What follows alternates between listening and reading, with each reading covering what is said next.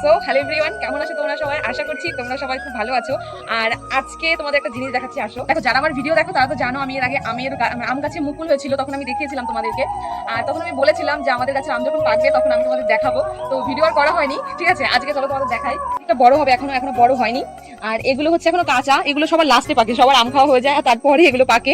আর এই দেখো, আজকে দুপুরবেলা একটা ঝড় হয়েছিল, দেখো কত আম পড়ে রয়েছে। এই দেখো আমাদের আমের কালারটা দেখো, দেখেছো? ঝড়ে কিরকম, ঝড় না অ্যাকচুয়ালি একটু মানে হাওয়া দিয়েছিল, জোরে হাওয়া হয়েছে, সেই হাওয়াতে আমাদের গাছের পাকা আম সবগুলো পড়ে গেছে। আর জানো তো, আমি ভিডিও করবো বলে আম পারিনি, গাছ থেকে পাকা আমগুলো রেখে দিয়েছিলাম। আর আজকে দুপুরবেলা এমন হাওয়া দিয়েছে যে সব আমি পড়ে গেছে, অনেক আম পড়েছে, সব জায়গায় আম পড়ে রয়েছে। আর দেখো এটা সাইজটা দেখো, কত বড় আমগুলো। আর আমের কালারটা দারুণ হয়, জানো তো? এই যে পুরো লাল হয়ে যায়। আর হ্যাঁ, তোমরা একটু কমেন্টে জানিও তো যে এই আমটার নাম কি। আসলে আমাদের বলেছিল, যখন লাস্টে এনেছিলাম তখন আমাদের বলেছিল যে এটা হিমসাগর আম হবে, কিন্তু পরে দেখছি এটা হিমসাগরের অন্য আম হয়ে গেছে, কিন্তু নাম জানি না এটা কি আম। আর এই দেখো গাছে আম পেকে ঝুলে রয়েছে, এই দেখো, মানে টাচ করার সঙ্গে সঙ্গে পড়ে যায়। এইগুলো তো টিপে টিপে একটু দেখতে হয়, নাহলে নিচে পড়ে গেলে না ফেটে যায় পুরো আমগুলো। ফেটে যায় আমগুলো। ওই আমটা দেখো পাকা আছে, ওই যে ওইটা। এটা? হ্যাঁ দেখো পেকে গেছে। হ্যাঁ তাই তো, মানে পাকাগুলো না দেখলেই বোঝা যায়। এই দেখো নরম হয়ে গেছে। এই দেখো এই গাছের এই 1.5 গামলার মতো হয়ে গেছে। একটা গাছ, ওই গাছে তো আম পড়েছে। তোমাদের দেখাইনি, আরেকটা গাছ হিমসাগর। আমাদের না বাড়িতে আরেকটা হিমসাগর গাছ আছে।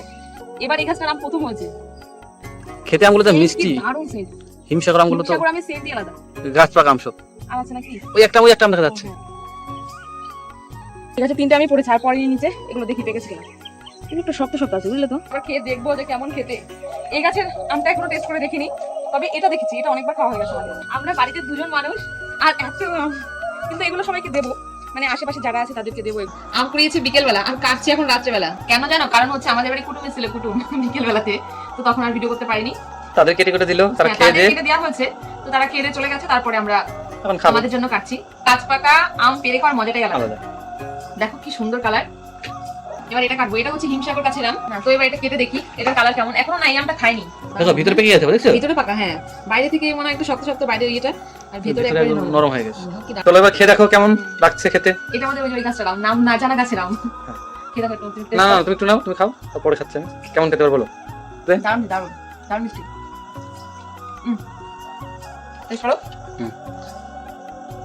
কেমন খেতে বলো না? হেভি না? দারুণ মিষ্টি, দারুণ মিষ্টি। আর সবথেকে বড় কথা, নিজের বাড়ির গাছ থেকে পাকা আম পেরে খাওয়ার মজাটাই আলাদা। হিমসাগরটা খেয়ে দেখো। আর এবার একটা হিমসাগর প্রথম এবার খাবো, এবার প্রথম, কারণ প্রথম ধরলো এবার। হ্যাঁ এই গাছে এবার প্রথম হয়েছে। কেমন খেতে? দুর্দান্ত না? দারুণ দারুণ। সব থেকে বেশি মিষ্টি হিমসাগর আছে। দারুণ লাগে। এখনো 2 গামলা আম রয়েছে, এগুলো আশেপাশে আমাদের যারা আছে তাদেরকে দেবো। আর জানো তো, আমরা এখানে যারা যারা থাকি আমরা সবাইকে মানে দিয়ে খাই সবকিছুই। আর বাড়ির গাছের জিনিস তো, এই জন্য সবাইকে দিয়ে খাই।